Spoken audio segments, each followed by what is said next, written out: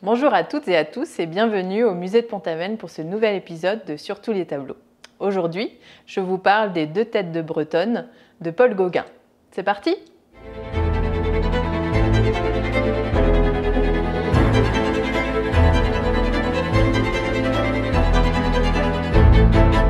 Assez paradoxalement, l'œuvre la plus importante de Paul Gauguin conservée par le musée de Pont-Aven date de 1894. Il s'agit du dernier séjour de l'artiste à Pont-Aven avant son départ définitif pour Tahiti.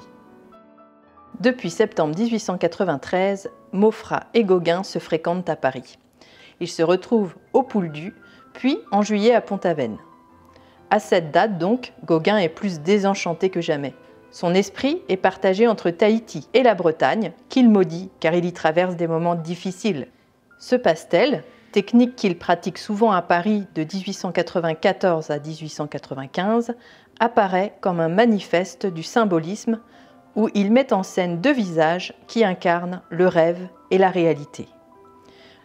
L'art océanien y est particulièrement prégnant alors que le sujet est typiquement breton.